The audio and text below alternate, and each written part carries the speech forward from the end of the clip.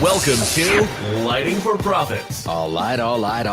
Powered by Emery Allen. Get rid of your excuses. Your number one source for all things landscape lighting. That's where the magic can happen. You can really scale a business. We really had to show up for each other. From lighting design, install, sales, and marketing. You're a scaredy cat salesman, Kurt. We discuss everything you need to know to start and grow a successful landscape lighting business. What do you think a hippo has to do with your business, Ryan? Usually it's some weird childhood thing. Some bully kicked your butt. I think the key factor here is trust. Here is your host, Ryan Lee.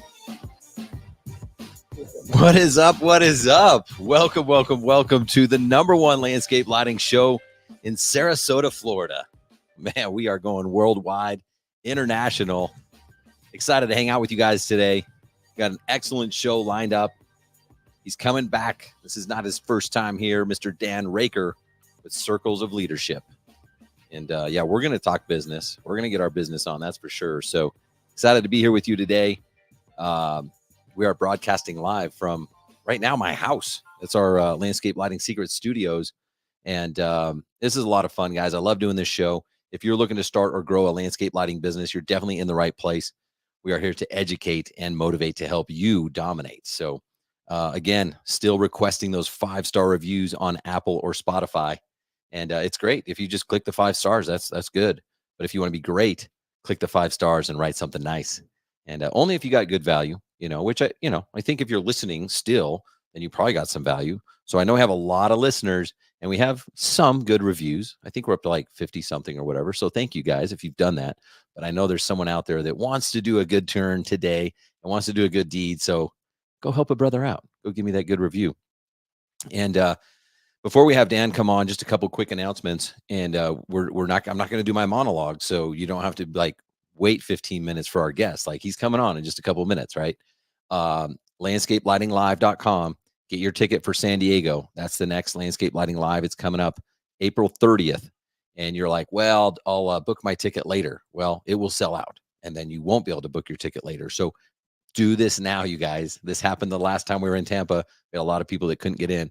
So go to LandscapeLightingLive.com, get your ticket to San Diego, and we're pairing up with Clippa. So the nice thing is you can spend 2 days at Landscape Lighting Live, and then the next 2 days at ClippaCon, where you can immerse yourself in the holiday lighting industry as well. I'm going to be speaking at Clippa, so it's just going to be an excellent week, excellent opportunity to level up your lighting business. So again, go to LandscapeLightingLive.com.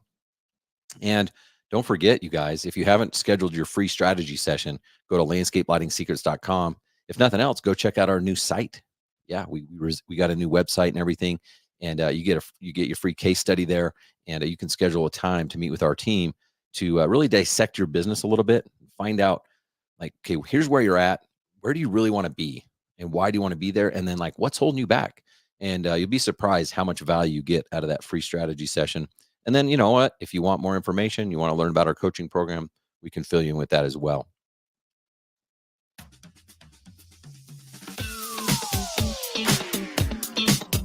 Hey guys, performance matters. Okay, this is true for a lot of different things, right? Including the kind of lighting you use. So don't sell yourself short with your customer by using budget level products. Emery Allen is at the top of their game when it comes to performance. Take their VA rating, for example. It's the lowest in the industry. What does that mean? Well, it means efficiency. So with a low volt ampere rating, you're able to drive more bulbs on a circuit, which means you don't have to use as many transformers, right? It's going to save you wire. It's going to save you transformers. It's going to save you cost. So make the switch to Emery Allen today. It's a great time to do it. All you got to do is email Tom G at emeryallen.com. Tom Garver is his name. Tom G at emeryallen.com is his email. And just mention that you heard about him here on Lighting for Profits. What's holding you back? Just email him today, tomg at emeryallen.com. And by the way, don't waste your time going to their website, because if you do, you're just going to pay, unless you hate money. If you hate money and you're like, I want to pay full price, then go to their website. But if you want the best deal, just email tomg at emeryallen.com. Mention you heard about him here on Lighting for Profits, and he's going to get you that discounted contractor price. So, all right, guys, that's pretty much it. We're getting right into the show. Dan and I have a lot to talk about. We want to help you level up your businesses. And so that's what we're going to do. If you're here, let me know. I would like to have him come on now. If you guys are ready, let's get the music going.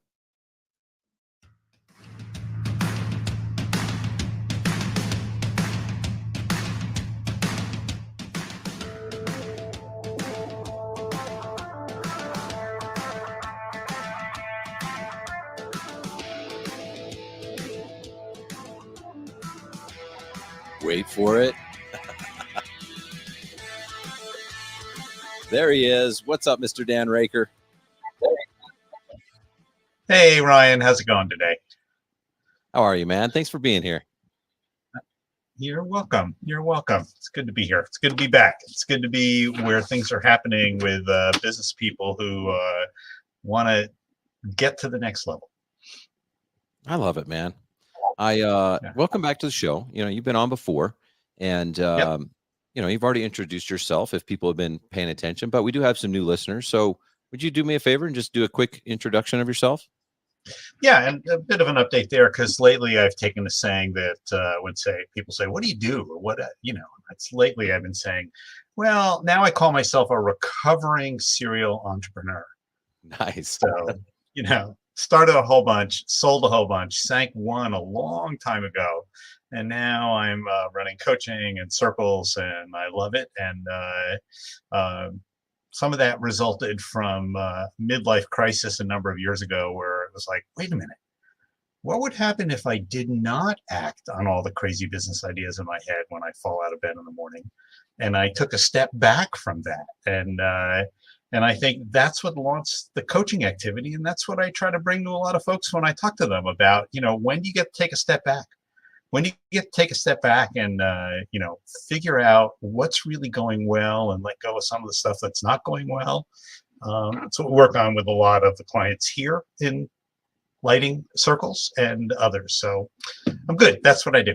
That's awesome.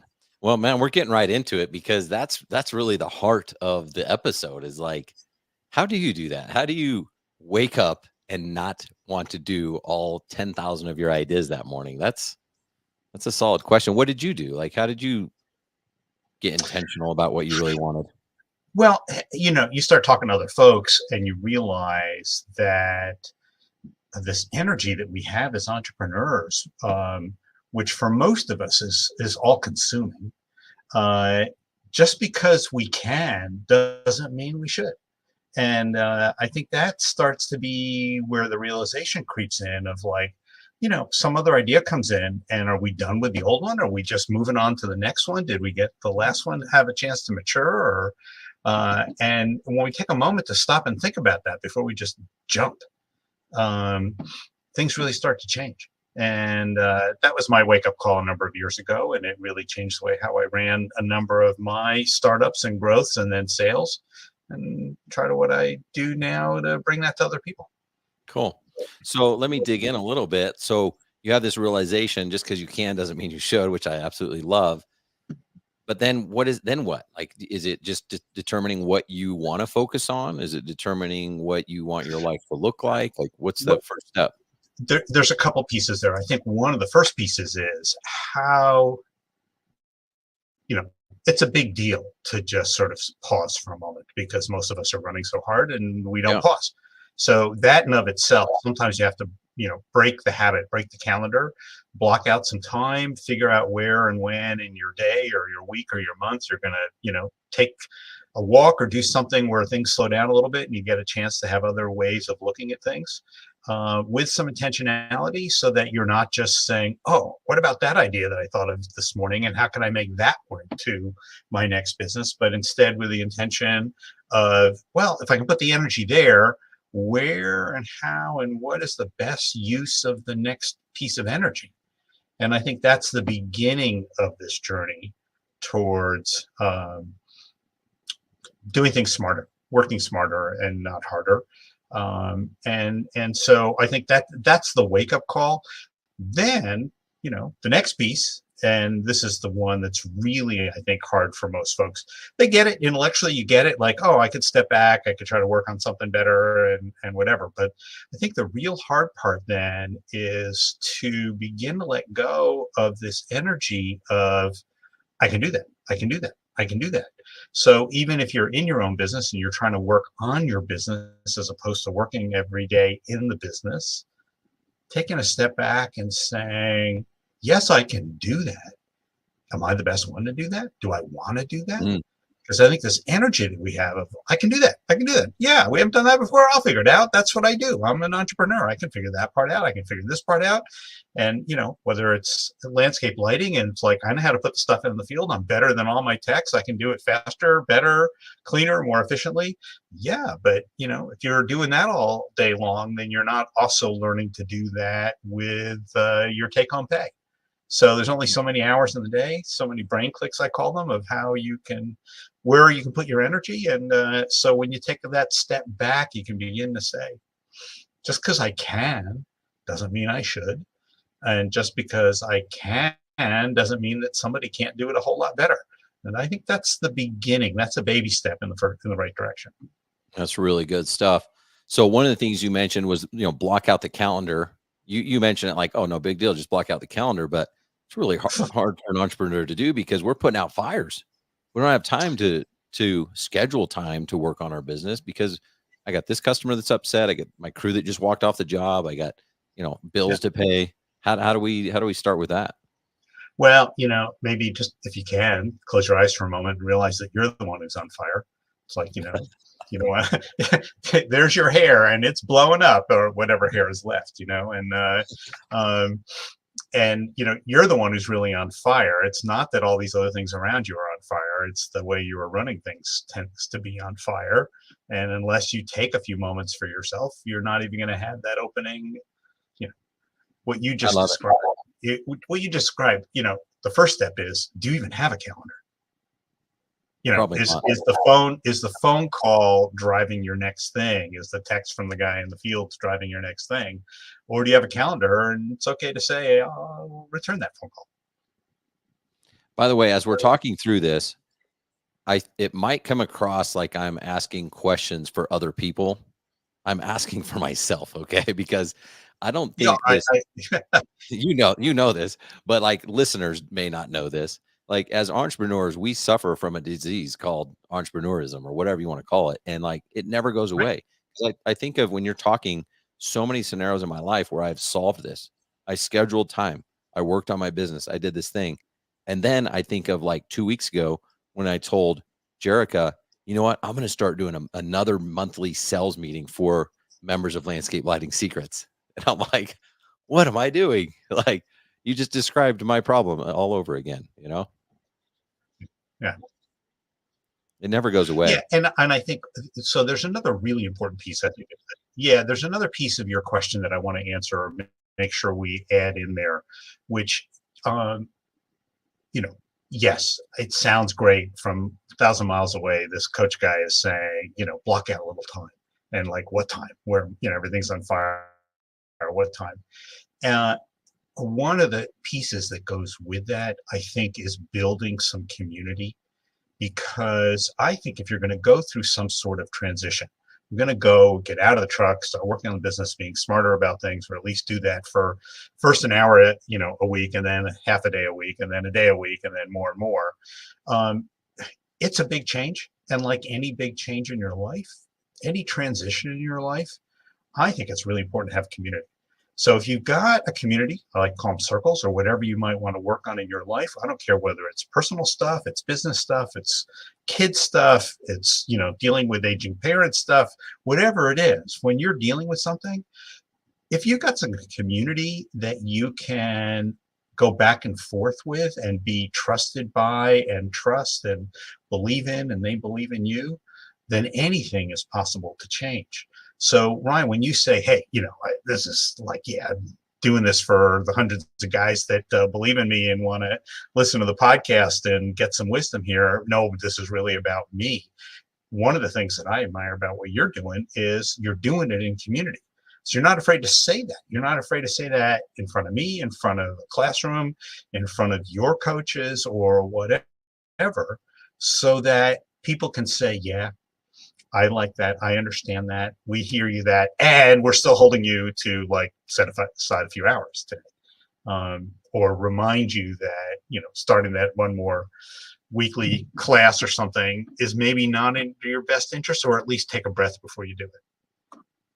Yeah, it's well said. And, probably the first, I would say at least 10 to 12 years of me being an entrepreneur, I was a lone wolf. I don't know that I was anti-community. I just didn't see the value, and I thought it was a waste of time and all these other things. And now I've got this, obviously changed perspective, but I think it does so much. And I started thinking about like this scheduling time and everything and how community could help with that. Well, like the world has told us that we have 7 days a week. So we live by the community rules of the world that we have 7 days. So some people choose to work 7 days a week. And if the world told them they had 8 days in a week, they would work eight. That's just, I Right. mean, they would do that. They fill the time that's allotted to them. If you join a community that changes the rules and says, hey, we only work 5 days a week and our weekends are spent doing what we want to do, we're 5 day a weeks. Or maybe you join a community that only works 4 days a week, 3 days Right. a week, 2 days, whatever. Those are the new rules. And if you try that on your own, it's impossible. And ask me how I know. How Right. do you know, right? But if you do it with a community, you make your own rules. You make your own laws now that you can live by. And you not only do you have the freedom to not work those last 2 days a week, it's against the rules. Like that community gives you the power and the support to be able to do that. Yeah. I want to pick up on another phrase you used a moment ago because I think it's one that gets kicked around a lot. And people have lots of different conceptions about what it means. I was a lone wolf. I don't care if you're one guy in a truck or even a smallish up to 10 people or a medium size up to 50 people or starting to be a larger company. You go read a lot of the treatises on Fortune 500 CEOs and their survey work. So many of them consider themselves a lone wolf. It's lonely at the top. You hear phrases like that. And it's the same thing. So whether we're working with, one guy and then 5 guys and then 8 guys and 2 trucks, or we're working with hundreds of employees or thousands of employees, a lot of it's the same technique. So my start in this coaching activity started with much larger companies. But it's the same issue. People show up and it's like, I'm lonely and I don't know what to do. And I know I can do it if I wanted to do it. Do I want to do it? Should I be doing it? How do I, make a shift? How do I elevate my priorities? How do I elevate my health? How do I, whatever? And so it's lonely at the top no matter where you are until you build a community. Yeah, absolutely. And I felt that even as I grew from just my brother and I to then having a few installers to then at our max, we had like 15 people. I still felt like the lone wolf. I was not reaching out to organizations and communities and coaching, and it was the hard way for sure. Yeah, and I think it's even worse as you have more people that are part of the business because there's something that some dissonance in your brain that's like, all right, I got 65 people working for me. Why do I still feel lonely? Right. And so if you're not doing it and you're building probably a lonely organization, the people in your organization probably feel the same way. And part of this community stuff is building an environment where we support one another, feel supported, give support, and not have to go and be a lone wolf. So along the lines of community, we've been working together. I didn't look it up, but it had to have been 2 years. I think we're coming up in 2.5. Okay. Yeah. So quite a while now. And I remember when we first talked, I was at that point where I was like, okay, I've proven that this model, like people want landscape lighting secrets. Like we got it off the ground, but I knew that there was this community element that I needed help with. And it's really interesting because people were asking me when I was talking about this, well, how are you going to find a business guy who's already successful in landscape lighting to coach these people? Like you can't replace yourself. You're the only guy or whatever. And I was like, no, I'm not even looking for a landscape lighting guy. Talk about your thoughts about you coming to this, join this organization who's primarily focused on landscape lighting. Right. Did you feel out of place? Did you feel like people were like, who's this guy? How's he going to help me? Or what was that process like? Well, I think it goes both ways. On the one hand, yes, very out of place. Like, what the hell is a landscape light? And I've, many parts of my career, I've been on the edge of lighting. I was, a little kid playing with different wavelengths to trigger tomato ripening and things like that. I mean, my college thesis is in tomato ripening, and wild stories working for Sylvania lighting many years ago of building light bulbs that get grapefruits to fall off trees at the right time because they don't like to ripen at the same time, and then it's a pain in the ass pardon me, it's a pain in the butt to harvest them if they don't want to let go of the trees. So you shine a certain wavelength at them and it starts the ripening process.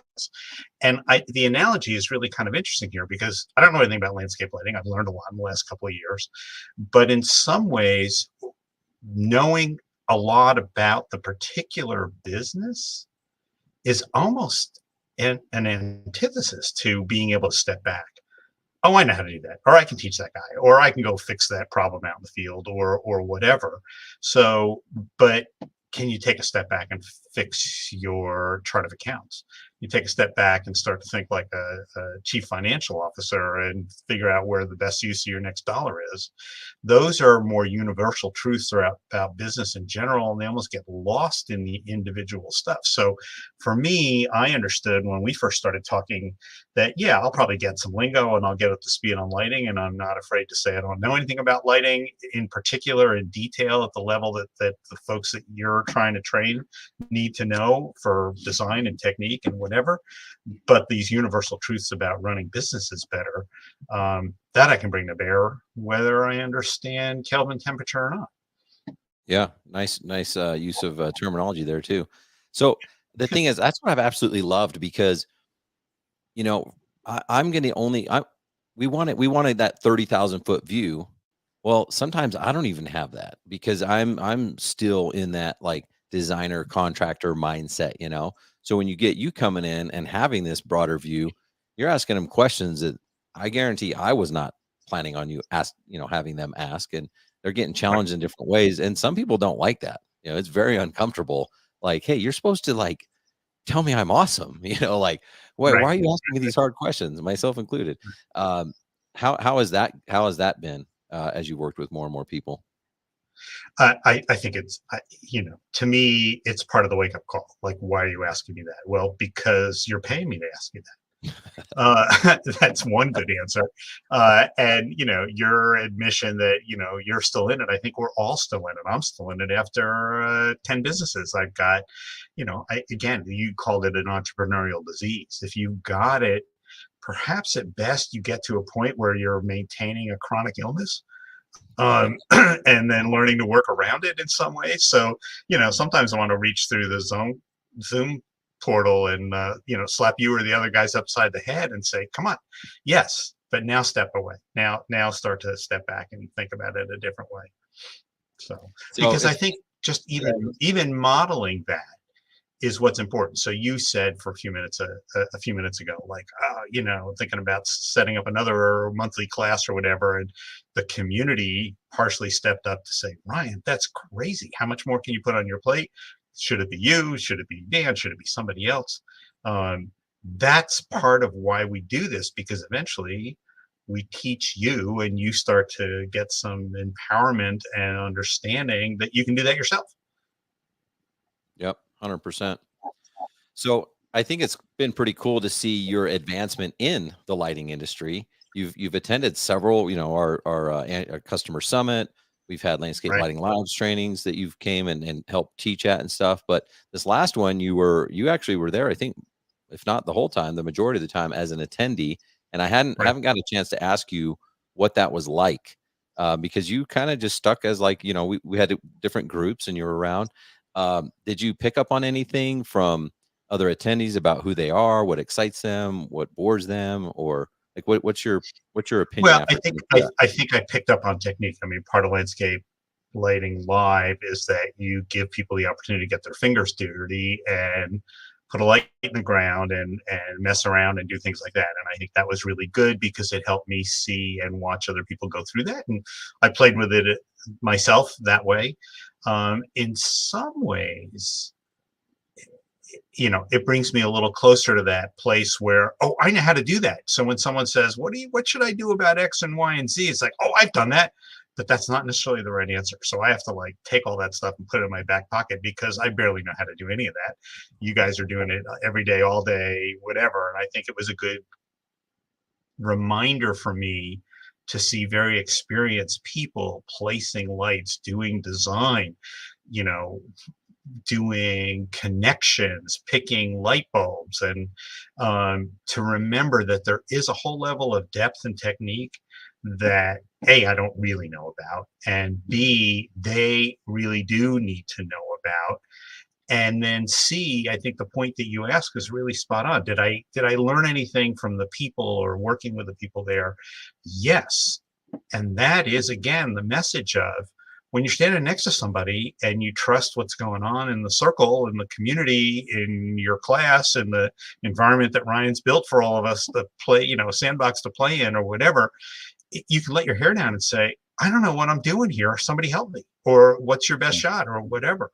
And so one of the things I try to be careful about in my circles is when someone says, what should I do about X and Y and Z? You know, I can pass on very minimal knowledge, but I often catch myself knowing that the right thing to do is, that's probably a great question for the Facebook group, or somebody else want to answer that question because you really know what you're talking about and I don't from a technical point of view. And again, it comes back to community, and you have that trust and learning with somebody and alongside somebody. Yeah, it's very cool. It's awesome to see you just like, I don't know, get like immerse yourself in it and get excited about it. And I'm sure it's because you've gotten to know members of your circles, and I'm sure it's a lot of different factors, but I absolutely love it. It's been really cool to have you part of what we're doing here, because this whole thing of like finding people, you know, your who, like who can do it better. Right. You are a major who for us. Like there's no way I could do what Landscape Lighting Secrets is doing now without you and without our team. Like all these people are living in their genius, and it feels really, really good. Yeah. Thank you. Thank you. And, you know, there's a lesson in there, Ryan, which is when you're running around as an entrepreneur, just shy of running around like a chicken with your head cut off, where's the who in you? Where's the piece that bubbles to the top? What's your sort of highest and best piece that you bring to your organization, to your customer, to this design cycle, whatever it needs to be? And thank you for the opportunity to just do what I like to do and do it well and do it with people and whatever. But that's what I want to get folks on in my circles and in your group up to that point of where they have this realization. This is what I like to do. This is what I like to do really well, as opposed to being met sometimes by, when we do a check-in in one of our circles, of like, it's been a miserable week. Well, have you taken a step back? What's going right? Where do you like to be doing? Why are you stuck in stuff that you don't want to be doing? How can we move you from there to some better place? It's so cool. Like, I mean, when we started working together, whatever that was, a few years ago, like we both didn't know. It was like, yeah, we both were kind of like, yeah, let's try it out, see how it goes. And it's so cool. Huh? Who is this guy? Yeah. On both sides. Exactly. Yeah. Both sides, right? But like, you are really, really good at helping others discover their real problems and their solutions. And I picked up on that early on, and I'm like, wait a minute. When I started this program, I call myself a business coach, but I don't know why. I just made that up. You know, it was like I heard the term or something. But like, am I a coach? Am I a consultant? And I was talking to someone the other day, and they said something that spurred another question. I was like, they said, you know what the difference is? And again, I don't know if this is science or opinion, whatever, but they said a coach asks questions and they help people discover their problems and solutions. And a consultant is more like the expert who's done the thing and just tells them what to do. And I was like, holy cow, that's me. Like I'm learning how to become a coach. I'm learning how to like ask a follow up a question with a question type stuff. But most of the time they're like, hey, what should I do here? I'm like, this is what you got to do. Do this and this and this. And I'm like, is this right? Am I ruining them? Because Dan doesn't do that. But I just think it's a really cool dynamic, and interested to hear your perspective on when someone needs coaching and when they need consulting. Well, let me give you a story from way back. When I first started venturing in this direction towards helping others as opposed to building my own businesses, and then eventually turned that into a business of helping others.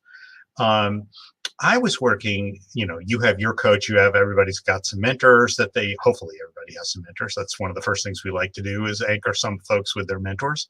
I was working with a guy and he was, the equivalent of a guru in his cult. And that was great to be able to see what worked and what didn't work and how he attracted people and whatever.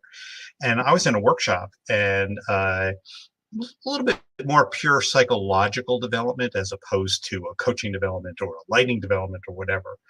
And we're working together. And I realized that when I would go into situations where people would say, what should I do? I'm hurting here, or I need help here, or whatever. Whether I'm blessed with this or cursed with this, I would kind of know the answer.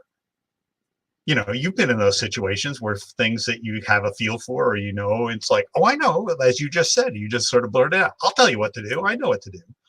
and then to begin to realize that, like, this guy took me aside and said, just because now you're at the point where you can really help these people by forgetting that you know what they should do and try to tease it out of them.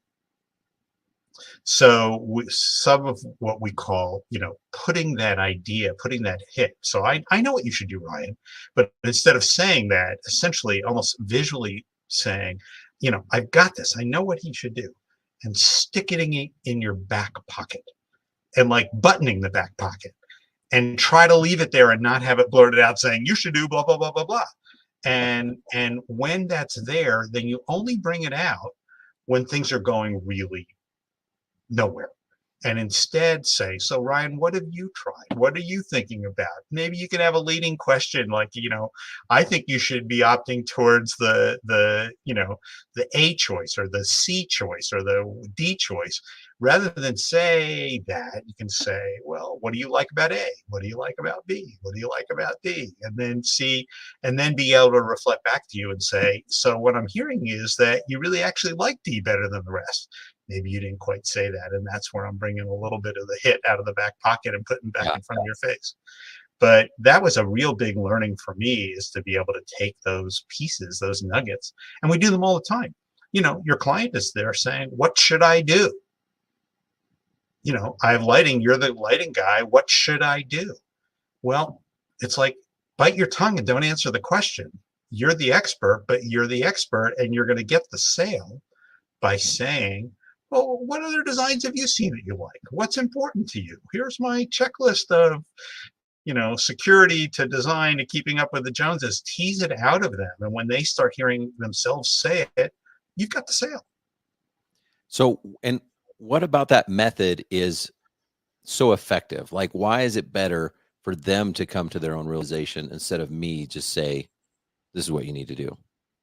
Oh, there's something deep empowerment, psychologically that's going on when that happens. There's something like, I said that, watch, if you ever raised a 7-year-old, for example, who's in that sort of psychological development stage of, watch me, mom, watch me, dad, look what I can do, look what I can do.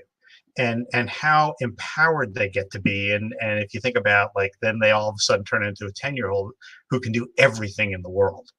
And unfortunately, by the time they hit 12 or whatever, some doubts creep in or whatever, but you're trying to build in that sort of native, I can do it. And that energy, it goes deep. We're wired for that. If our community encourages that and allows some of that to blossom.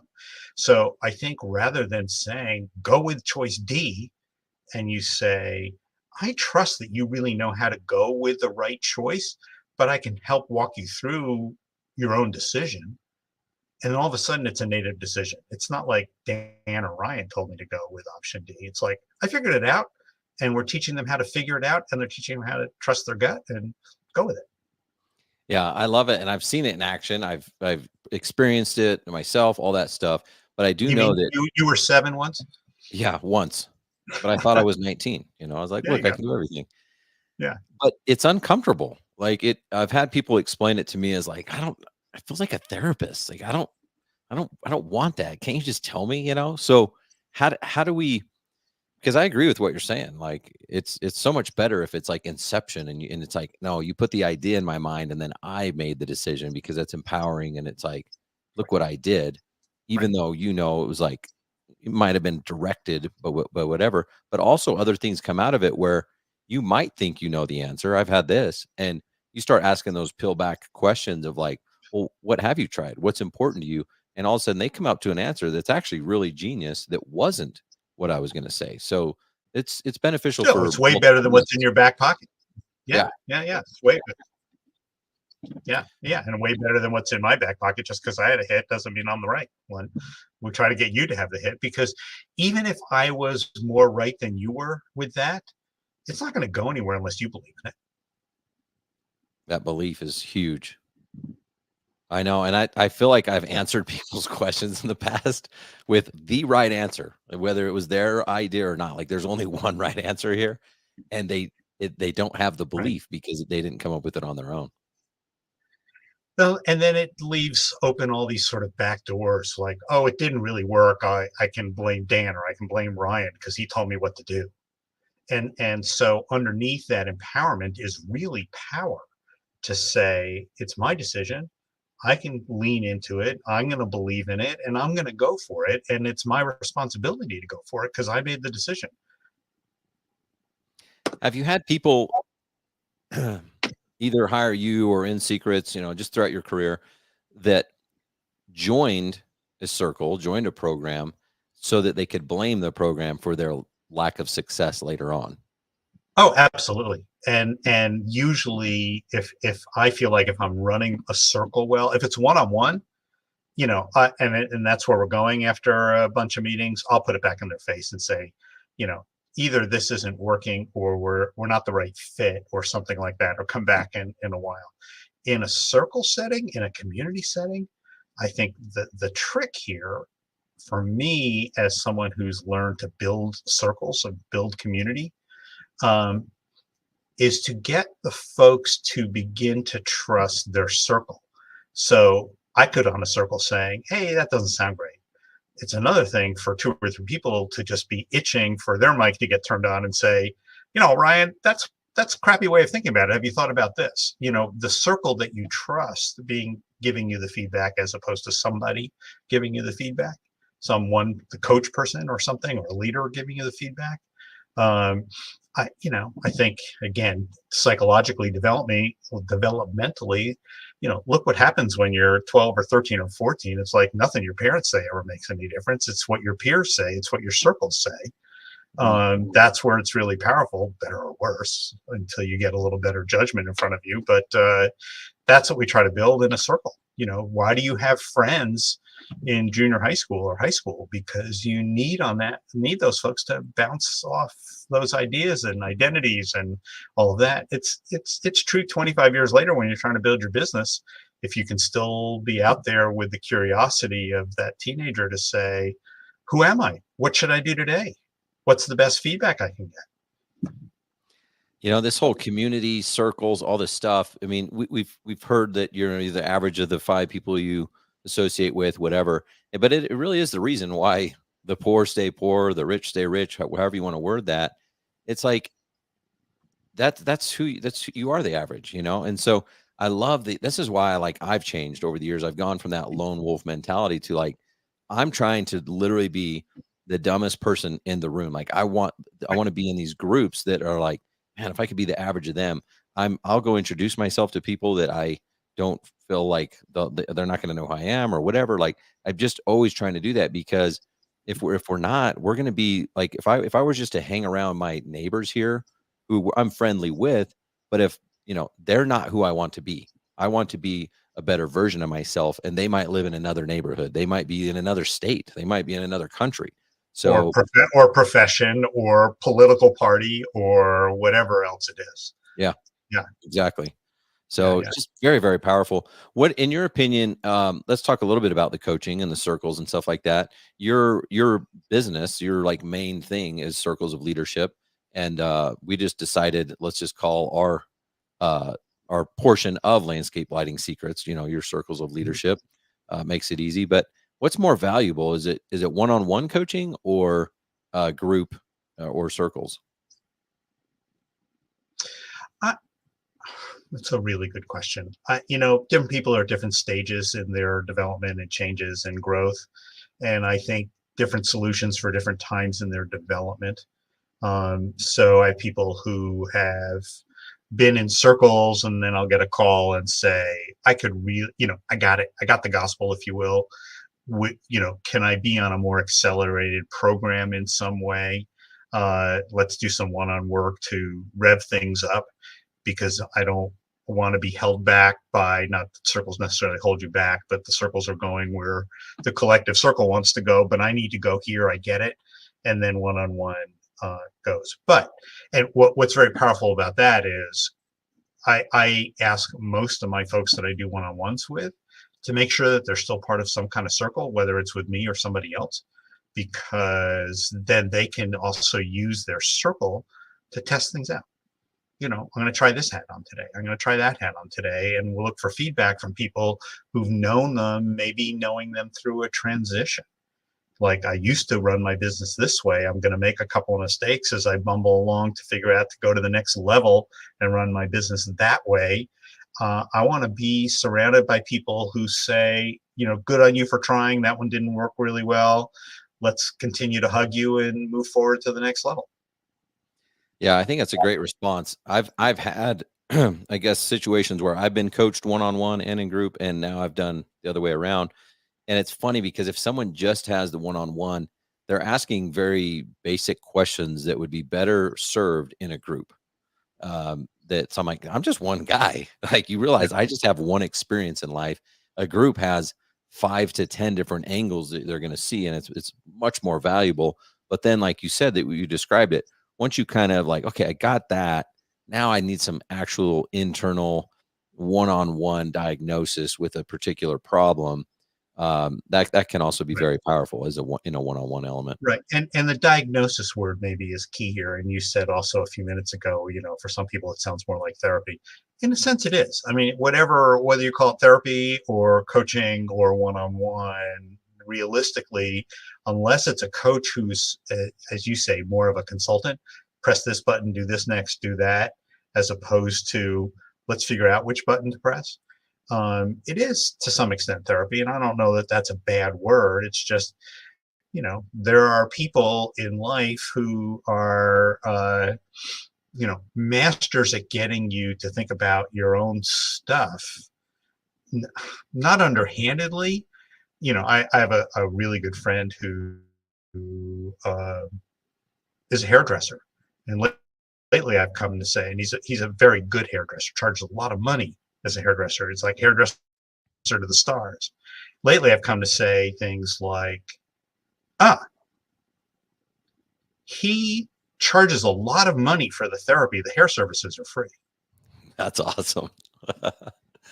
He probably does a lot of that. Yeah. That's pretty good. I like that. Yeah, I can only imagine in that profession. He probably is pretty good. So let's talk about the circles. What types of subjects, what types of topics come up in a circle?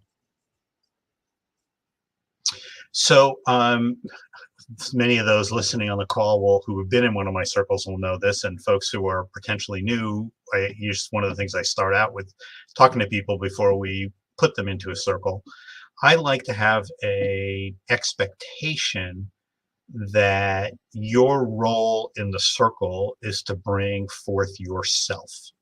And the way I try to get people to feel comfortable about bringing forward what's going on for them, I use an acronym. I call it OCSA, O-C-S-A, and it stands for Opportunity, Challenge, Success, and Accountability. And so initially building groups, we will stick to a fairly standard format of OCSA. Go around the circle, tell us your best opportunity. Actually, first, before we go around the circle, prepare to come to the circle and think about these things, because this is what we're going to talk about. And then when you get there, what's your best opportunity? What's your hardest or deepest challenge in front of you right now? Share some success. Let's not forget about things that are going well, even if there are challenges. And then accountability. To get to the next level, to do something, I've got to do X in the next couple of weeks, next month before our next meeting. And so if people are going around the circle and sharing an opportunity and sharing a challenge and sharing a success, first of all, you're endearing yourself to the circle. You're bearing your soul a little bit. People are finding themselves in what you're saying. Oh, I had that problem. I could probably suggest something or two. We're building community in how people listen to each other and not fix each other. Not like I had that challenge, do this, but I had this challenge. Have you thought about doing it this way? Turn it into a question as opposed to a command. And then the accountability is really important. So our circles are all confidential. We don't record them. Occasionally we'll record if somebody's doing a presentation and wants some feedback on their own piece. But we don't record them. People can take their own notes, but I'll take a few notes on accountability. Ryan, his challenge was that, he's not clearing his to-do list, and 5 things on his to-do list are, wrap the truck and hire somebody and, update the chart of accounts and whatever. And it's like, all right, well, pick one that you're going to get done in the next 2 weeks. And then we're going to hold you to it. Run almost all of my meetings by Zoom. It's not like we can reach through the screen and slap you upside the head if you didn't get your accountability done. But collectively as a group, it's almost worse. It's like if people are staring at me and I said I didn't get my work done, it's a little embarrassing. It puts you on the spot a little bit. And, partially that's good, because then it's like some motivation to get your accountability on. Or if you can't, it's like, we're still going to love you. We're still going to hug you. You're still part of the group. We understand how busy it is. We've all been in the same situation. But what can we do now that this has happened a few times, that you didn't get your accountability done? What can we do together? What can you do to look at the problem? Why aren't you getting your accountability done? And if you're not getting your accountability done here, then you're probably not getting 20 other things done in other parts of your life. Right. Let's look at that. For most, this is the first time that they've ever had anything remotely close to this. Yes. And that probably the first few, right? I mean, meetings are either like super uncomfortable, right, and intimidating, or very liberating. Like, this is cool that I have this opportunity to like share what I really want. What do I really am challenged by? What is something I need to be held accountable to? And I'm amazed how there's 2 different types. It seems like some they're not good at being held accountable. Like you said, we can't reach through the monitor and punch them or whatever. And it'll take them months to years to do very basic things. Others are like, they just like attach right to it. And they're like, man, it took me 2 years to do that. And now I joined this circle and in 1 week I got it done. Yeah. And it might not take them a couple of years, or if it does, we hopefully will never know about it, because often those folks who are so uncomfortable with accountability, they just sort of stop coming to meetings, and that's okay. They're not ready. It's not what they've committed to or whatever. And, that's a shame. We'd like to hold them and hug them, continue to hug them until they get some of it, but not everybody gets there. And I like to think that this is one of my key value adds to what I do in my work, which is I build circles where people trust each other enough that they can trust themselves to admit, I have a problem with accountability, or I have a problem with this or that, or something like that. And again, I like to think that that's one of the things that I do really well, because I think if you ask people who are in most of my circles, it's, they're not necessarily embarrassed when they're not feeling backed into a corner. They're feeling invited to grow. Yeah, I feel that. In fact, I've been on conversations where we weren't discussing like, give me your feedback on circles. It was just about something else. And they're like maybe we're trying to schedule a meeting with someone or whatever. Like, well, I can't do that because I told Dan I'd get this done, or I told my circle I'd get this done. And it's so cool. Like they're not throwing that in for any reason other than to say, like, in the back of their mind, they know they've got a week to get this thing done that they committed to. And I know for a fact, if they weren't in that circle, there's no way they'd be saying or thinking like that. They would just go to the next fire to put out. Right. And one of the things I also try to do is sort of instill this thinking of, we're not fixing, we're growing. And so if we can get each other to feel comfortable in circle to tout our own successes, some people are just not good at that, or embarrassed by it, or whatever, or maybe you're mom or dad always told you to be quiet when you were trying to be 7 and say, look what I can do, or whatever. These things go way back often. How do you share your successes? We want to share our successes. We want to share our challenges. We want to be part of a community. And I like to think that when we do that and run people through circles for a while, they begin to take that kind of language and experience and expectation back into their work, back into their families, back into their religious communities or other communities that they're in. And I see it over time with people in my circles where they just start using language in a way that is more like, you should not, it's more not like you should do this, and more like, have you thought about this? That's cool. Yeah, I'll bet you love to see that. I see it too. I hear about it. I see it as people are talking with each other. I'm like, yeah, you didn't used to speak like that. I mean, I've changed, like I've changed my language. So I'm not perfect yet. I still screw up all the time, but I'll catch myself and be like, oh, if I could say that again, I probably would say that different. Well, and I've watched you when you're running classes or you're running situations like this or whatever, and I just see that you have an important piece of this. You have this piece where, yes, I can tell you what to do, but I can also give you the tools to figure it out. What's those old expressions? Teach you someone, Man, how to fish. Yeah, whatever, and they can fish forever as opposed to giving them a fish dinner. And you're increasing like that. I think that's why people often sit on the edge of their chairs in your classes, because it's not like you're giving them the next message or plan of attack or whatever it is. It's more like they're leaning in and wanting to get a nugget that empowers themselves to go to the next level.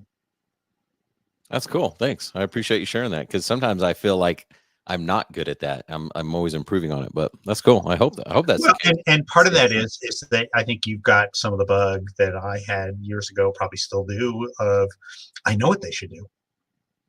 And so they don't get it. I'm the failure, as opposed to I know what they should do. I will try my absolute best to keep my mouth shut until they figure out what they should do, and I'll help them get there, because that's what really works. And if it takes them another week or meeting or 6 months to get there, it's still better that it comes out of their mouth or their plan, as opposed to go do this, because then the first time it gets hard, it's too easy to say, Ryan told me to do this, he's full of crap, and I'll go back to my old ways or something like that. So what's your, you've got circles now that you've had since the beginning. Some are maturing nicely. They're bonding, all those types of things. What's your pulse on the industry as there's seasons of the year, there's seasons in business. Really good questions. I have found myself in the last month or two, especially going through another holiday lighting season, because so many of our members have, a love-hate relationship with their holiday lighting business, but they never get to their kid's soccer game for 3 months or whatever the balance is that when that happens, but the money's good. I have found myself saying a couple of times that of all the businesses and stuff that I've worked on for 40 plus years, the seasonality challenges that most of us in landscape lighting face are very deep. And, it's a good thing that I have a philosophy of not telling people what to do, because if I were put on the spot and say, well, what should people do about their seasonality? I don't know that I've got a great answer, because the problem is kind of deep. So it's good that it's like, well, what do you think is the way to go? But seasonality is really important. Leveling out, some people come because they've got their summer business and they want a winter business. They've got their winter business, they want a summer business, or they've got snow, and what do we do, or whatever. That's one. There's another issue that, especially you talk about the more mature groups. So I'm fortunate working with you, Ryan, that you've trusted me with, 2 or 3 circles of folks who are, kings and queens of the landscape lighting industry. They've been around for a while. They're making good money. They've scaled. They've listened to a lot of what we've been sort of preaching or trying to get them to find out for themselves. And, all of a sudden they're running $2, $3, $4 million businesses. One of the things that's happening, I think, in some of these higher end groups is trying to understand some scalability issues at the higher end. It's one thing if you're 2 guys in a truck, or 5 people and an office manager and 2 trucks, or whatever it is. It seems like there's so much scalability in front of us. Doesn't matter what I do, I can just keep growing. But the reality is, I call it lumpiness. Dan Plato, one of our other coaches, calls them purgatories. There are real challenges when you're going from 7 to 13 people. It's not an exact number. Sometimes it's size and dollars and number of jobs. And there's really sort of these lumpy pieces where you're going from 13 to 20 or 21. Happens again, a dozen people later. And often that's because as owners, operators, business managers, we are having to learn really different kinds of skill sets as we go. And so we're getting further and further away from some of those places where I can do it. And now it's like, wait a minute, I've never run a 25-person business before. And what does that mean? And, I can't just go jump in a truck and fix things, because then nobody's supervising payroll or whatever else other things that have to go on that week. So I think at the larger end, there's some scalability issues, and they run into a lot of things. They run into our own skill set. They run into our labor pool availability. They run into our own maturity. It's one thing to take a big step and hire 1 or 2 well-paid salespeople. It's another thing to really manage them if you've never done that before and be a sales manager. So we've been talking in some of those groups about scalability. Where do things top out, or do they top out, or what does it look like? And, can we just keep doing it until we hit 5 million or 6 million or 7 million? Or do I need another location? Or do I need another general manager? Or do I need to be very happy at 3.5 million, pocketing $1 million a year, and get to spend time with teenage kids and then figure it out 5 years from now? There's a lot of different things that I think are going on at that higher end scale. Yeah, well said. Yeah, I think it's just it's cool to see as the circles develop, and they all have their different levels that they're at, and we do try to pair them for that. A lot of people are like, I want to be in the all-star circle. It's like, well, you got different challenges, you got different problems, Well, and one of the things that I've really appreciated in the last couple of months is where we maybe, if we had this discussion a year ago, we could rank our circles from like newbies who have no clue to folks who are not new and facing different challenges at a higher end, like power folks or whatever it is. Lately, I think some of the circles have taken on different flavors. So we've got groups of people who are running good-sized businesses. We're not having the initial discussion of how do you get out of your truck. They're running businesses that might be $1, $2, $3 million. They've already stepped back and are working on their business and strategically have decided to add to an already $2 million operation of mosquitoes or home security or something else, to add landscape lighting strategically. So we're not in those groups necessarily talking about what's it mean to hire another senior person. There we're actually talking about what's it mean to diversify our branding, to diversify our expectations, how we're known in the community. How do we get smart at something and not give up everything else that we've learned in terms of how to schedule or amortize trucks or whatever it is. So, it's not just a linear hierarchy. Everybody's got different problems at different stages. Yeah, love it. Just a couple more questions. What do you think the common denominator is for struggling business owners? Or is that like too broad of a question, or could you narrow it down to one or two things? It's probably too broad of a question, but probably if you push me with your will to give an answer or try to boil down something, I think a lot of it at the size and shape of most of the folks who are in your sphere is the I can do it problem. I'm an entrepreneur, I can do it. And so we get to that next size or shape or purgatory or lumpiness going from this to that. I can figure this out, and not remembering that the best way you figured it out last time was with community. And then take a step back, and just because you can do it doesn't mean you should do it. Just because you probably can figure out how to be a really good sales manager doesn't mean you shouldn't hire somebody who's way better than you to run your new growing sales force. So the I can do it syndrome, I think is, it kind of washes off in layers. It's almost like an onion. When you get down to the core, what you're really doing is you're being a people person and running your business and encouraging and developing other folks around you who know much more about certain things than you do. But you can be the one who builds the community and the circles within your organization, helps them feel safe to grow and do.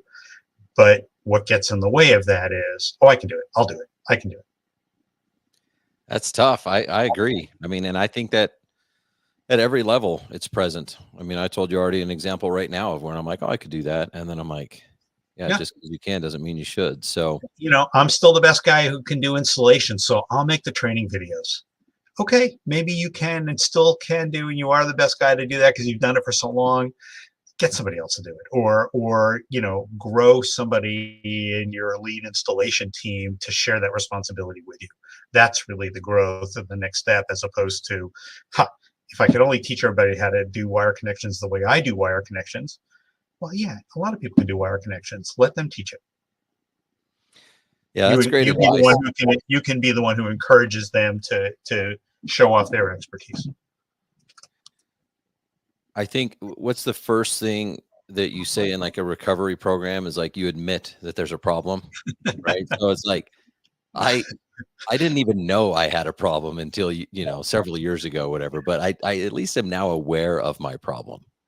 Which is why lately, as I said in the beginning of the program, like, who are you? What do you do? And I said, well, lately I introduced myself as a recovering serial entrepreneur, because we're all in recovery for something. And, for some of us, it might be alcohol. For some of it, it's like, don't start another business. Don't start another business. I know. I'm probably going to like blow up your phone this year because I've got about 100 ideas I need you to talk me out of. Okay. Yeah. Well, a technique, people have a lot of names for it. I call it the parking lot. Something that's really good for those of us who can do it. Okay, write it down. Keep a little page in the back of your notebook of all the things that you can do. Get it out of your head, even if you have to write about it for a few paragraphs. Get it out of your head so it's not bugging you all the time, itching at you. You can always turn to that page and say, now I've got an hour I can think about those things. Well, that's a great exercise. How long does it have to sit? Because usually that's what happened to me, just organically. I write down all these ideas, and then if they don't keep coming back, they're still written down somewhere. It could be my phone, my journal. I'm not really sure. There's probably still a good idea because it was at the time, but they're definitely not rising to the top. Is there a time frame? You just like. Well, you could say that the time frame is infinite, because probably you should never do some of those things, even though they're good ideas and you can do them. I can do it. Yeah. So I don't know. That's a flippant answer, but probably not until you have maxed out what you can learn and can do to help grow the people in your organization as much as possible before you go on to the next thing. Yeah, I guess the most recent book. Some people talk about that, like, should I go? I'm running out of leads in these 3 zip codes. Should I go to another zip code? Have you really exhausted that first set of opportunities before you go spread yourself thin or do something into the next? So it's easy to sort of see it in the geographic analogy. It's not necessarily easy to see it in, are your people empowered to bring their KPIs and run their data and bring their meeting and help each other? Have you encouraged and built that before you go to the next idea or to the next zip code? Yeah, that's a great point. The most recent book I read was 10x is easier than 2x on this topic. And it was like, if you're trying to 10x, or if you're trying to do whatever, like, you have to have a filter. You have to run it through the filter. So does this new idea, does it get does it get you closer to what you really want to do? Right. And so most of these things, like, yes, it could potentially get you closer, but not really. Like, it's going to be distracting, whatever else it is. Your analogy of like leads, a lot of people are focused on more leads when maybe they should be focusing on closing more deals.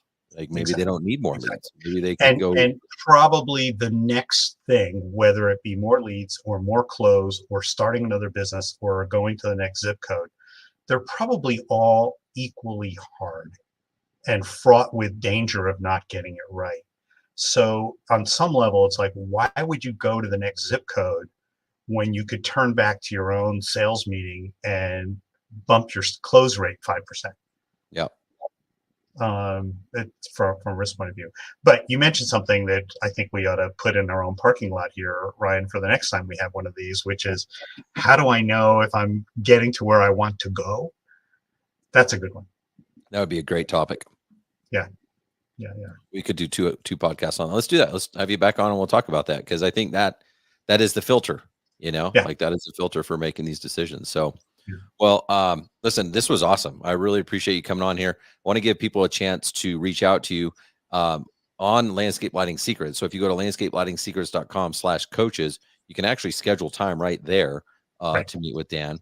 But you've also got your own business, and you don't have to be part of Landscape Lighting Secrets to work with Dan. How do people get a hold of you there? So you can go to circlesofleadership.com and work your way through, and there's a place where you can book some time on my calendar. Just somewhere there's a button that says, book a free quick call with Dan Raker. I think there's a similar button that you can get to at Landscape Lighting Secrets that says book a quick call. If you just want to chat and share some ideas or figure out if there's some potential for us to do together, that's the best way. So either through the Landscape Lighting Secrets portal or through the Circle of Leadership portal. Cool. Awesome, man. Well, I appreciate you coming on. I hope you have the rest of a great day. Okay. Yeah. Terrific. All right, Ryan, we'll see you around soon. Thanks so much. All right. Take it easy. All right, everyone. Have an awesome week. Don't forget, keep moving forward. Go get it done. Dan Raker style.